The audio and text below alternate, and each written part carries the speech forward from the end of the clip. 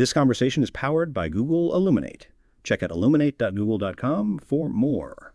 Welcome to the discussion. Today, we're exploring a fascinating research paper that delves into the complexities of glucocorticoid response in acute lymphoblastic leukemia. The study focuses on a specific transcription factor, PU.1, and its role in mediating this response. What's the overall significance of understanding glucocorticoid response in all? Glucocorticoids are crucial in treating all, a common childhood cancer.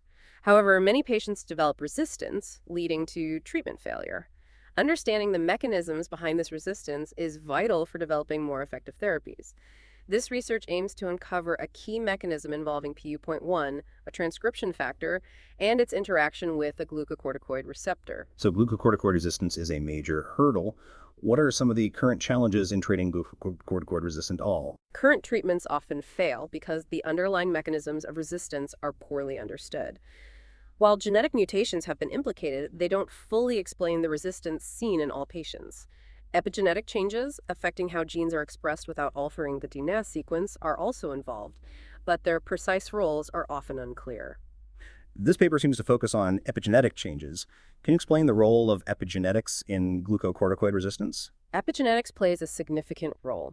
It influences gene accessibility and expression through modifications to chromatin, the DNA's structural packaging.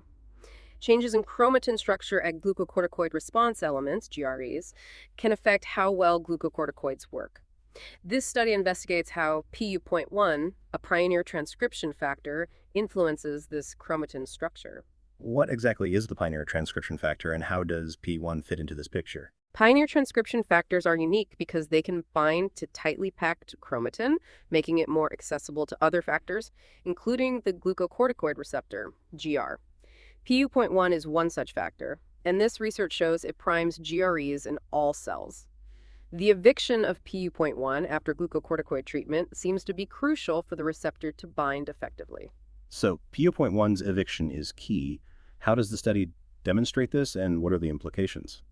The study uses a combination of techniques, including Hi-C sequencing to study chromosome conformation, SHIP-seq to analyze protein binding, and RNA-seq to measure gene expression. They show that PU.1 eviction correlates with increased GR binding, leading to enhanced expression of apoptosis-related genes and improved therapeutic response in sensitive all cells. That's quite a comprehensive approach. What were the key findings regarding the interaction between PU.1 and the glucocorticoid receptor? The researchers found a strong interaction between PU.1 and the GR, particularly in glucocorticoid-sensitive all cells. Upon glucocorticoid treatment, PU.1 is evicted from specific chromatin regions, allowing the GR to bind and activate genes involved in apoptosis, leading to cell death. This eviction doesn't happen in resistant cells. The study mentions topologically associated domains, TADs. What's the role of TADs in this process? TADs are three-dimensional structures within the genome. The study shows that glucocorticoid treatment leads to the formation of new TADs in sensitive cells, but not in resistant ones. These new TADs are associated with PU.1 eviction and GR binding, further supporting the importance of this mechanism. The study also investigated the use of a PU.1 inhibitor. What were the results of that experiment? Using a PU.1 inhibitor enhanced the sensitivity of all cells to glucocorticoids, both in cell lines and patient-derived xenografts.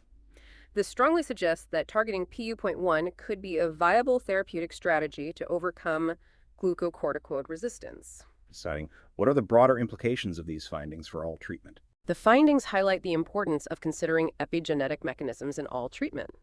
Targeting PU.1, either directly or indirectly, could be a promising approach to improve glucocorticoid efficacy and overcome resistance. Further research is needed to translate these findings into clinical practice. The study mentions several genes, including BIM and ZBTB16. What roles do these genes play? BIM is a well-known pro-apoptotic gene, meaning it promotes cell death. The study shows that its expression is increased after PU.1 eviction and GR binding. ZBTB16 is another gene implicated in lymphoid development, and the study suggests it's also regulated by this PU.1 GR interaction. The study used various omics techniques. How did this multi-omics approach contribute to the findings? The integration of high-C, ChIP-seq, RNA-seq, and ATAC-seq data provided a comprehensive view of the epigenetic landscape and its changes in response to glucocorticoids. This allowed the researchers to link PU.1 eviction, GR binding, TAD formation, and gene expression changes, providing strong evidence for the proposed mechanism. What are some of the limitations of the study and what future research directions are suggested? While this study provides compelling evidence, further research is needed to validate the findings in larger patient cohorts and to develop specific PU.1 inhibitors for clinical use. Investigating the precise molecular mechanisms underlying PU.1 eviction and its interaction with other factors would also be beneficial. This has been a very informative discussion on the intricate mechanisms of glucocorticoid response in all. Thank you for sharing your expertise.